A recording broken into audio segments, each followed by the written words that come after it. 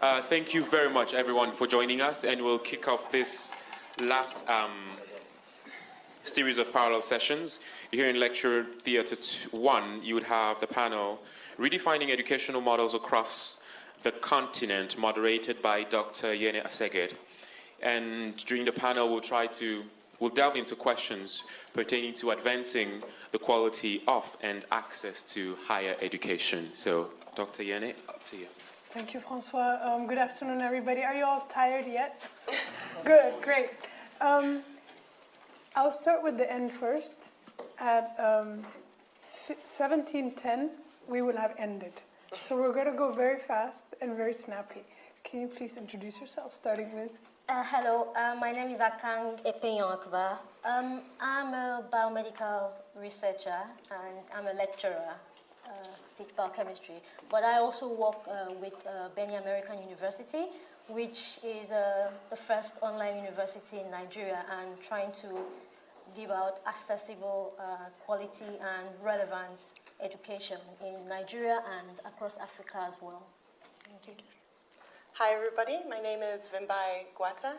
I'm from Mzinda Hub, which is a Harare-based technology hub. Our aim is to provide globally competitive digital skills training to young Zimbabweans. Yeah, that's me. Hi everyone, my name is Will Smith, for real. I was a student here 2 years ago doing the MSc in African Studies and have since launched the Monrovia Football Academy, which is the first school in Liberia to combine formal high-quality education with professional football development. So the whole idea is we use football as a positive incentive mechanism for our students to improve in the classroom, to break down gender barriers, and ultimately lead positive change in Liberia. Great. And I'm Yene. I've been working on leadership for a very long time, slightly education, training, coaching. So this conversation will be about redefining educational models, and I'll start with the first question. Is there a better way to deliver quality education to young people other than the traditional university school setting way? Who would like to start? I can take that on if you want. I come at this from a pretty different perspective than most, given right now our students are in grades 3 through 5, so they're at the primary level. But we're already thinking about how do we create legitimate pathways for our really talented Liberian boys and girls, both from an academic perspective and an athletic perspective. Right now, the traditional models that do exist on the continent, I think there is an opportunity for improvement. And what we're doing as an academy, we use traditional learning models right now. We try to make it student-centered, but rote learning is sort of the rule in Liberia, and we're trying to combat that. Moving forward, what we're going to do at the primary level is we're going to create a blended learning platform where we're going to combine traditional approaches with online learning as well. And I think it's important before we go too far in that direction to note that there are limitations that exist with digital platforms, online platforms, but there are absolutely ways to level the playing field across the globe, really, by tapping into these networks. Yeah. I'd just like to add further on what Will has said. At Mzinda Hub, we offer online training in IT programming. So young Zimbabweans who don't actually have any kind of background in coding, or they've basically achieved our minimum requirement for them to come through is 5 O-levels. So it's an opportunity for them to come through and learn a skill that we believe is the most in-demand skill in the world. So what we have found was we've partnered with Treehouse, which is a US-based online training facility, and they offer our training programs. And when we initially did this partnership, it was purely online training. And what we were finding from the outputs was that it was not enough. So we had gone all the way to the other side of the spectrum, kind of left the traditional way and gone fully online, which was like video tutorials, online quizzes. And what we had to do was redefine our curricula to say it actually has to be blended learning environment. So not just solely basing it on just the online training modules, but to say, like, once you've finished the online training, we still need kind of in-face, stand and deliver, and mentorship and coaching. So we our program is a 5-month training program, and it's split in half. 2.5 months is dedicated to the online training aspect, and then what they've learned in theory is then put to real-life practice to just kind of get a well-rounded approach. Blended, yeah.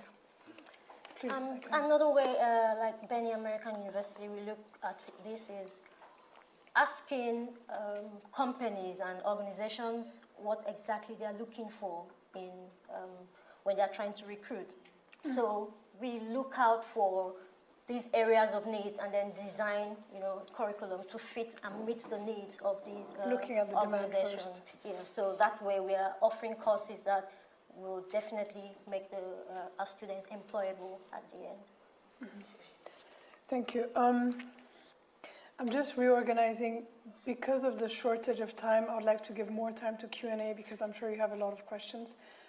2 things we're going to do before that is, first, I have a question about the online learning, and then we will also run the video from your company. There's a 2-minute video that we can share, and then after that, we will open it up for Q&A, and that way we could take as many questions as possible. My question about online learning is, I love online learning. I really, really love it. But I'm so challenged by it. I have a lot of students that I work with. I have a lot of webinars that I run. Does it really make sense for Africa? When there's internet instability, I cannot use Zoom, I cannot use Skype. And I personally am frustrated with it. So how much sense does it make from your experience? Okay. I know you said it's blended, but... Yes. There are definitely limitations to online learning, the challenges around kind of accessibility, not just to reliable internet source, but also to IT infrastructure. You're taking for granted that people have personal laptops at home or that kind of ease of function. The way we've worked around it is that we actually have a central training hub where we have people who are at least Harare-based. They can come through and for free use our facilities.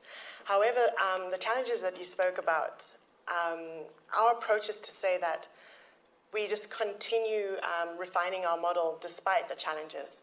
It'll never be a perfect environment if it's not reliable internet connection. It could just be the cost of its program itself. We've been trying to find the blended kind of sweet spot for that, and we just soldier on. It's an imperfect model at this point. But I feel that in terms of the access and the reach. So what we've found is that we have a lot of people on our program that are actually in rural areas. So they wouldn't necessarily be based in rural areas, still with a smartphone, still accessing, using their data, prioritizing our program. Because at this point, our program, online training, it's a luxury for a lot of average Zimbabweans. So this is people who've prioritized it, seen the benefit of gaining this new skill and taking it forward. So, yeah.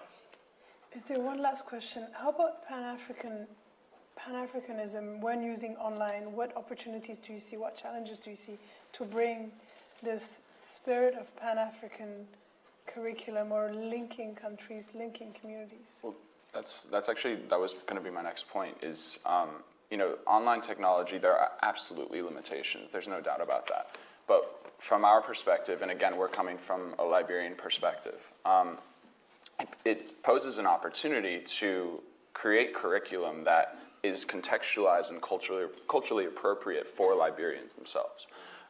So we can take, the best mathematics curriculum that we can find from around the world, the best science curriculum, we can then take that and adapt it, contextualize it, and bring it onto an online platform where our students can access it as long as we have, a stable internet connection, which in Liberia, there's actually a fiber optic cable that's about to be put in, and that's going to be a major game changer for the country. And then beyond that, you can take social studies and English curriculum that makes sense for the Liberian environment again and bring that in. And so to your question about Pan-African content, I think there's also an opportunity there at a higher level, right? So we're operating in the primary level still, eventually we'll be in the secondary level. But, like what Fred said last night at the gala dinner from ALA, they have a real opportunity to completely change the dynamic and bring in their own new curriculum and bring in a Pan-African sources to drive at the key questions that employers have, the key things that employers need. Any word you want to say before we look at the video about the one opportunity that you each see about online learning and about remodeling education? The one opportunity, what's inspiring, what keeps you going? So maybe I'll take the conversation slightly away from online learning and bring it to sport and art and music, because that's really what if we were to say that we have an innovation, which I think is a little bit aggressive, but if we were to say that we have an innovation, it would be that we're combining professional football development, real professional training with professional coaches alongside quality education. So our students, for example, are with us from 9 a.m. to 6 p.m. Monday through Friday. They have football training in the morning, and then they shower and have lunch, and then they have academic classes in the afternoon. And we're able to bring the football and the education into conversation in a unique way that incentivizes our kids to improve in the classroom, and also helps us in terms of disciplining the kids. We're able to use the football as both a positive behavior mechanism and a negative behavior mechanism. So I think there are a number of different ways that we could remodel, education across the continent, and not just on the continent, across the world. This sort of thing, what we're doing in Liberia doesn't really exist where I come from the United States. It's not there. So there are things that can be tried in certain places and be adapted. And so I think it's important to not just say that this is an online. The online. I'm glad you called that. Right? I didn't mean that. But it's about education. Yeah. Sure, but it's about bringing multiple disciplines together and using them to incentivize improved performance in the classroom. Thanks. I think the one opportunity I see that stands out is bringing, from an online training perspective, is bringing non-traditional subjects and exposing people to that. For example, the youngest graduate we had come out of our program, it was a 10-year-old. Yeah, he's so cute. A 10-year-old, and the reason he even ended up finding out about our program, which is usually pitched to 18 to 35-year-olds, was because his mother had been reading up, and she's like, go. You're not taking sports after school, you're not doing any of that, so come through to the hub, and your dad, spend 4 hours there, and your dad will pick you up. And it was just so cute because we didn't actually think he was going to finish, and he did. He graduated with a certificate in web design and created his own little website. And it was just that opportunity because that wouldn't be offered at traditional school. Amazing. Yeah. That's really amazing. That's really amazing. Another opportunity I see also from online learning is it gives the students, it enables them to just have basic IT skills. So someone who just did management and has never really had IT training of any kind. So that's just another opportunity for them to actually engage and become more relevant when they finally get a job. So education is changing, obviously. This is really inspiring. I need to stop talking because otherwise I'll keep talking. Would you like to make a short introduction for the video? Yes, this is just a 2-minute video, just to let you know a little more about Mzinda Hub, which was established in 2014, and just give you a little more context. Thank you. We are Mzinda Hub, and we create real opportunities through technology. A few years ago, we identified the need for innovative solutions to Zimbabwe's high youth unemployment issue. And through creative problem solving, we established Mzinda Hub in 2014 to tackle this matter. Our mission is to provide young Zimbabweans with access to globally competitive digital skills training to further cultivate employment opportunities and effect positive social transformation. We offer our training participants access to digital skills training that is focused on the top 10 in-demand digital skills in the world. We believe that these newly acquired skills make our graduates more marketable for employment in today's competitive 21st century. To date, we have enrolled over 1,200 young Zimbabweans on our flagship digital skills training program, but we have not stopped there. Since 2015, we have provided consulting and placement services to young Africans and organizations in Africa. Our training went on to include PhD, web design, front-end web development, WordPress, Android development, Python, and iOS development. To date, we have placed more than 500 developers who have graduated from our flagship training program in part-time and full-time employment. Voted the most disruptive incubator in Africa, we continue to push the envelope by motivating our graduates to strive for excellence and to create a future for themselves. With trials such as Econet Wireless Life Foundation, we have stood by our values of seeing endless possibilities and creating a future. Moving forward, we will continue to develop world-class IT professionals that contribute to the growth and success of the African digital economy. We are Musenda Hub, and we create real opportunities through technology. Oh, wow. Thank you.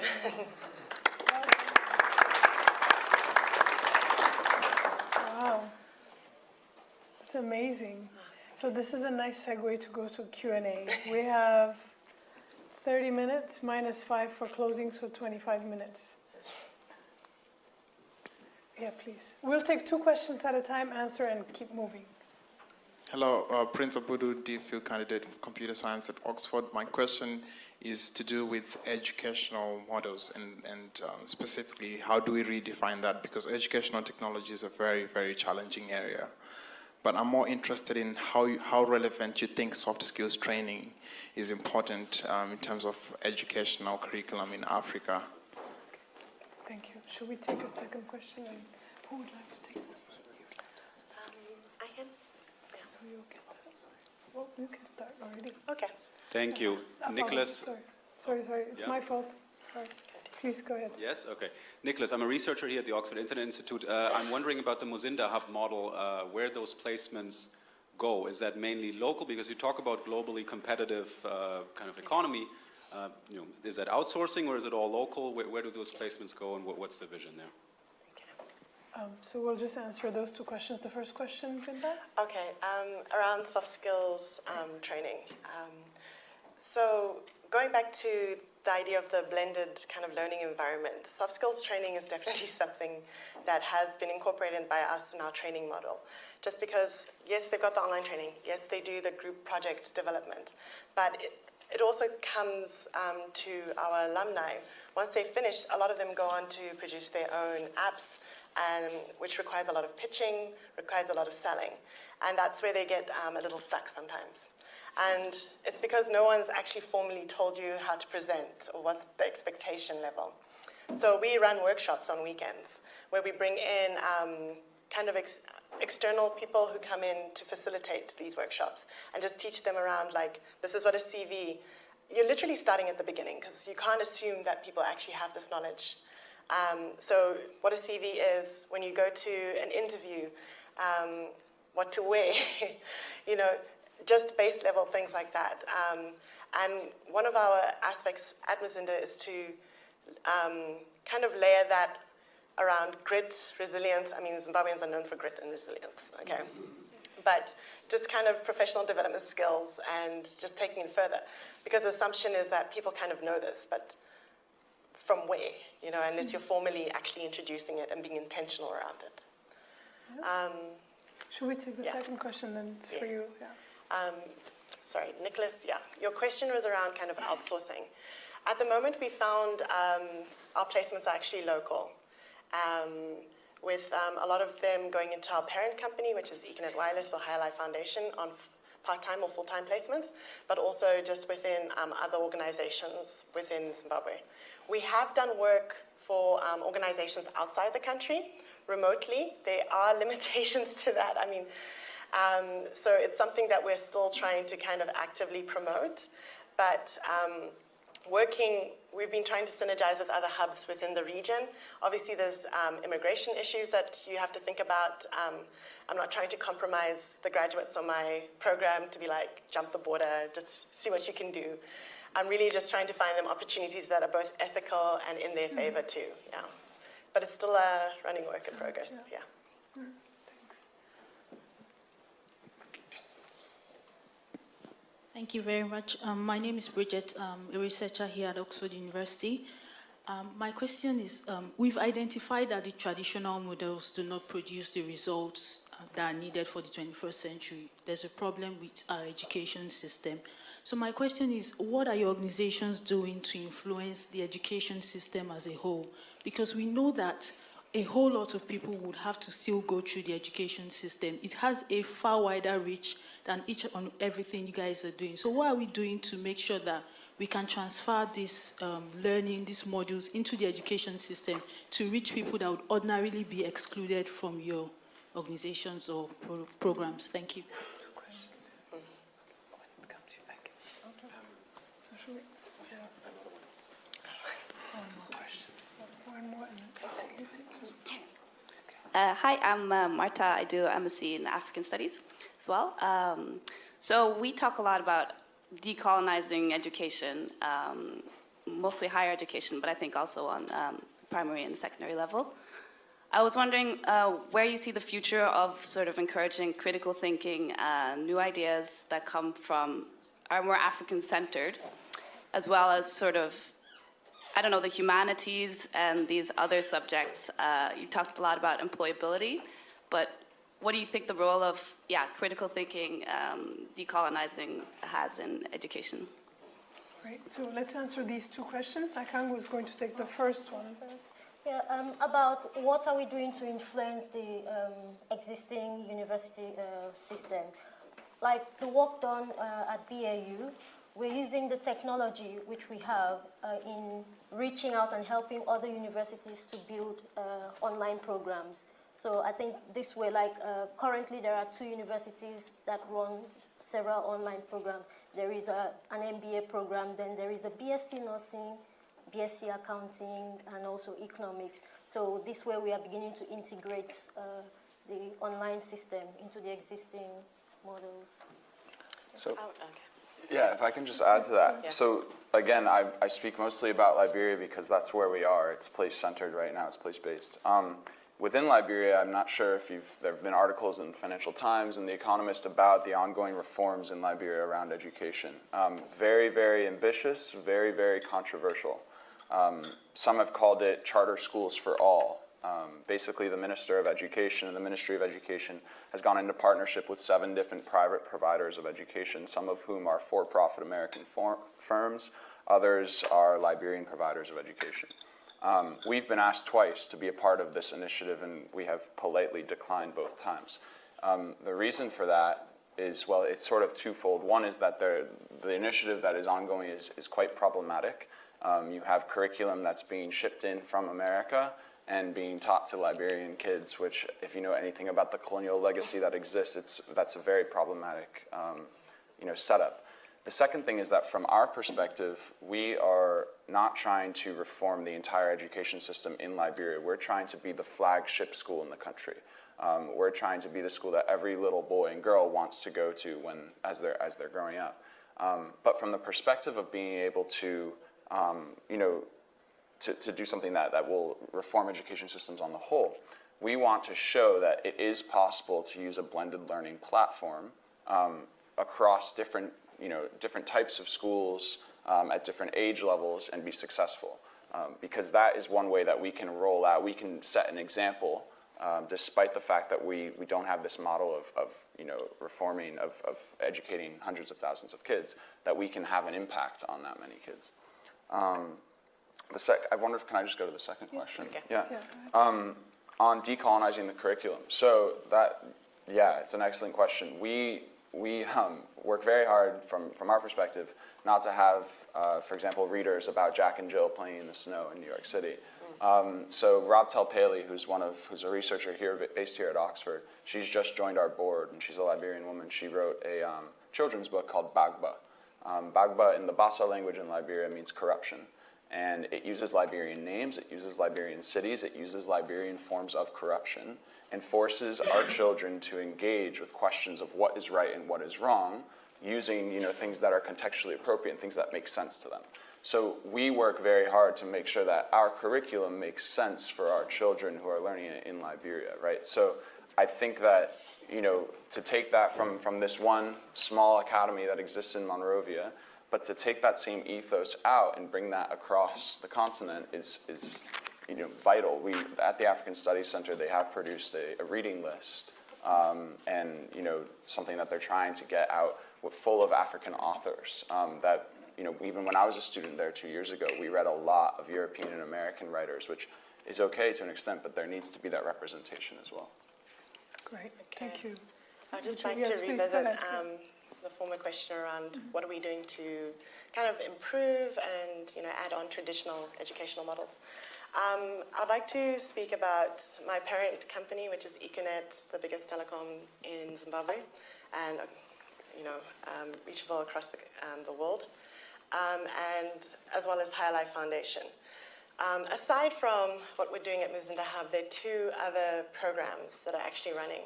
One is called Ruziwo, that targets primary and secondary school participants. And what that app is targeting is reinforcing on the current curriculum and providing it on, as an online training and revision. So it can be used twofold, within the classrooms for teachers to use it as an aid, or by students when they get home to reinforce what they've already learned. And that's using more engaging and interactive forms of learning as opposed to the teacher method of standing and delivering. We've also just launched a product called EcoSchool, which targets currently tertiary education to provide online, to provide books that are used in curricula in local universities online. One of the biggest challenges we've been experiencing is that a lot of the books, people are still using a lot of physical libraries across our universities, of which there are about 12 in Zimbabwe. And we were trying to kind of say, how do we provide more relevant current content to them in a cost-effective manner? And that's actually a product that's actually launching next week, Friday. Just to show you that we're very dedicated to providing kind of educational / technology kind of solutions to what is on the ground and reinforcing. And also to add on that we do work with our governments, we do work with our ministries. You know, this is not something that we're operating in isolation. For this to actually roll out, we have to work together with them. Yeah. Thank you. Thank you. It's interesting. Does that answer your question? Great. Please. My question ties in with the two questions asked previously, especially with regard to decolonizing education. Part of that is a look at language. And when you talk about online learning and all these things, I fear a lot because people, well, in Africa, the official languages are English, French, and Portuguese, for most, in addition to others. But we forget the fact that many people in Africa actually don't speak these languages, apart from an exclusive club, which most of us here are part of. And many Africans live in villages, in real villages, not countryside as we see it here. Now, with that being said, how do we then include African language speakers, people who speak only African languages? Because for most of our countries, including my own, I'm from Namibia, if you don't speak English, and if you're from a Francophone than French, then you are basically a failure. Social mobility is limited and everything and all that. And so my question with these projects is, what role do African languages play in your models, if at all, to create inclusiveness or an access? Yeah, great question. Francois, did you? Good question. I had a question as well. Thank you. It's on whether you think there is a tension between employability and relevance, if I can put it that way, with regards to education in the 21st century, because I think we are teaching a lot of good skills. I think something that has been actually said, but we're teaching a lot of skills, but is education all about teaching skills? Is that all we are? Else we're just machines. So how do we negotiate that, the fact that we need good skills, but also we need to be taught how to be good citizens, how to be good with people around us, and et cetera, et cetera. Is your question in the same line? Should we add it? Okay, let's get these two questions. Both big questions, but we'll try. Do you want to all, does everybody want to say it? Sure. Yeah. So, I can. Okay, we start with, looking at the need, like I had mentioned earlier, and then designing a curriculum to, carry this need. When you think about a course like strategic management, it's basically just addressing that area. And at the end of the day, you're not just producing a graduate who is employable, but someone who has capacity at the same time. Looking at courses like leadership and management. So these all also address, so it's not just passing the academic knowledge, but they are courses that build capacity in the same time. So that's also one aspect too. I would like to address the language question. According to the current Zimbabwean constitution, there are 18 official languages in Zimbabwe. But the three main ones are Ndebele, Shona, and English. What we found is that from a natural organic perspective, because our training programs are delivered in English, our guys will naturally just convert it to Shona. So running workshops will be run in Shona. We have some of our key developers who've been creating online content on YouTube, just because the guys on our training program will ask the same questions all over again.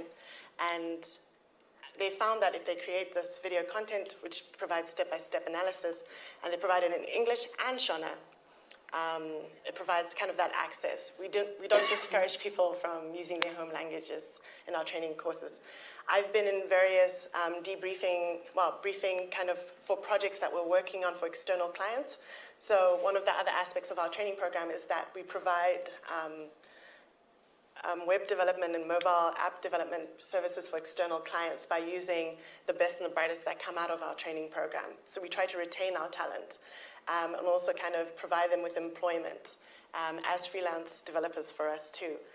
And what we found is that we'll be in the middle of a pitching or briefing session, which would sometimes just start in English, and then somebody wants to put input, and he'll just put up his hand and say, I'm going to say this in Shona, and everyone's just like, go for it, man, like, whatever you want. But definitely that need for inclusivity and just being kind of mindful around issues like that. Yeah, I think it's a fascinating question on the issue of language.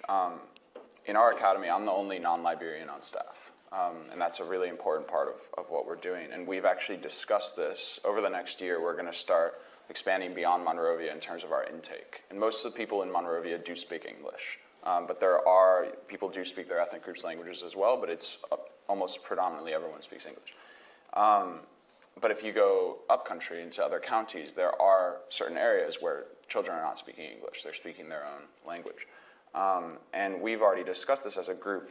Because we have 11 different staff members, 9 of whom speak different languages, we do have the ability to potentially bring in a child who does not speak English and educate that child in their language in the beginning and catch them up in English. I think at the end of the day, it's vital, and this sort of goes to employability, but it's vital that they're able to speak the national language, but I agree with you that there shouldn't be, one shouldn't be forced into a corner. It's a great question. The language is a huge question, not just only in the local languages that we have within our countries, but also Francophone or Anglophone Africans not being able to be in the same meeting, and the resources that are spent just to put interpreters. So, and material also. I'm in the middle of building a curriculum for a program, and the English, we managed to find a lot of material and resources for the English, or in English, but it's not available in French or Spanish or Portuguese. So do we invest in getting that translated, or do we, it's something definitely that we have to find solutions for. There's one question in the back. Oh, hold on 1 second, Mike's coming. I'm not sure that we addressed the employability question. Oh, did we? We didn't address them. Yeah. Do you want to go over that? Okay, so I'll just quickly comment on that. I think there's no doubt that we need to emphasize critical thinking, and we can't just be thinking about vocational learning. We have to be thinking about, ensuring that our students are engaging with, great thinkers across the continent and across the world, and that it's not just about, you want to be an engineer, you need to only focus on STEM curriculum. No, you also need to be able to engage with philosophy and economics and whatever it is that the various disciplines that we have today. I think it's important that we're still able to engage across different spectrums. Just to add on, yes, in the past we've had a very linear approach to kind of traditional learning and employability, like get the marks, do what's right, and you'll be the whiz kid. And it's a lot more than just that. Just within our program alone, I see it when somebody has managed to perfect the form of coding, but I'm just like, your interface sucks. You haven't looked at the artistic, like the elements, the kind of, the user experience, and that's kind of poetic and, and some people be like, yeah, but the code's great. And I'm like, no, the code's great, but you have to think bigger than the code. You have to think about also is anyone with a disability going to access this? You have to think kind of just beyond the parameters of, I did what was right. And that's just kind of around awareness and exposure, and just showing people like the limits are not where you think they are, and just pushing it forward. Yeah. Hi, thank you. Jacqueline, I'm a researcher with the university. You've addressed some of my questions just with the critical thinking, but I just wanted to, if you could elaborate a bit more on how, so when you're delivering these skills on using traditional educational models, how do you get buy-in from tutors and lecturers who are especially critical thinking? How do you get them on board to sort of see the need to deviate from their usual teaching patterns and get them to buy into your current models? Thank you. Yeah, so I mean, we right now, like I said in the beginning, are still a traditional school. So we have not adopted, in 2018, we aim to adopt this blended learning model. So how do we do that? So in the first place, we approach our director of academics and say, okay, take a look at these different courses that we've been given access to, and let me know what you think. And we've received positive feedback from them in the beginning. But then, of course, like I said, the rule in Liberia still to the day is rote learning, which is very teacher-centric. That's the teacher standing there and just delivering the lesson. And so the emphasis then is made on, you need to become a facilitator. Instead of only standing there and giving the student the lesson that you think that they need, you need to be able to take a step back and challenge yourself and say, okay, I know X, Y, and Z, but now I've been presented with a new challenge through this question that my student has from the online learning platform. So how can I facilitate the student's learning without having to give the answer? And there's an element of empowerment there. There's an element of saying, to our staff, our director of academics, saying to them, we're going to be the first to do this. Like we can really help change this entire environment. So I think there's sort of incentive mechanisms, but there's also a sense of empowerment. Yeah. I'm just going.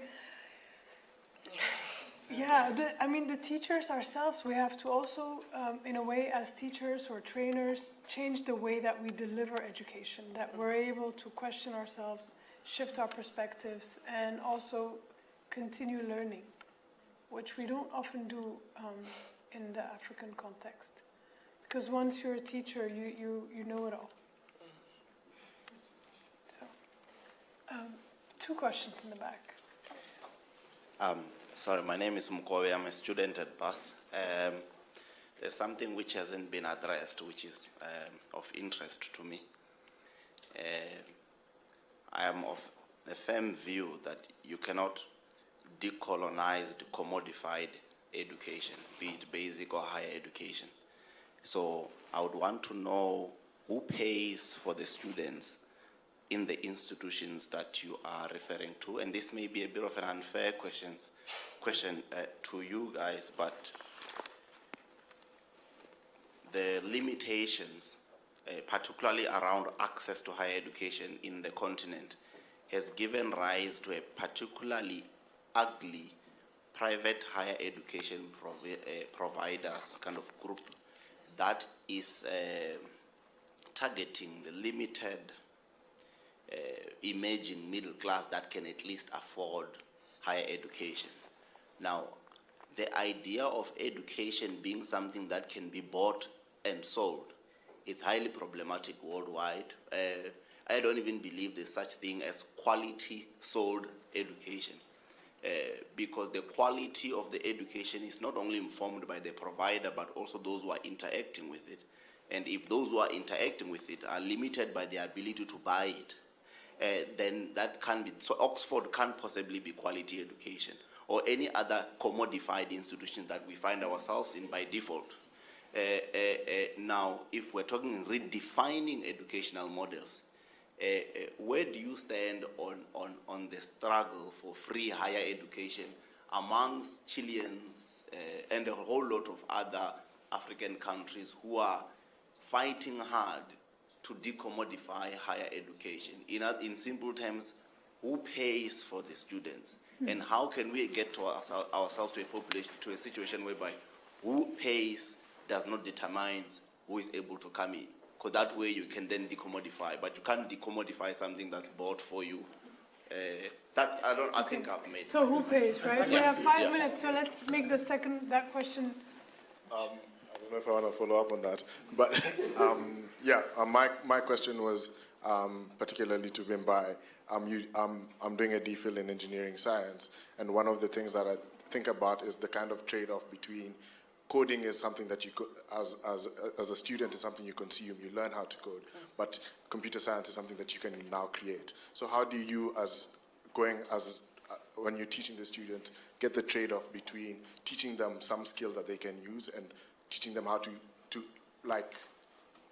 create the knowledge instead of just consuming, or somebody created this Ruby Rails from somewhere else and then now they have to use it. How do you use computer science as something that you create and you take ownership of in that context?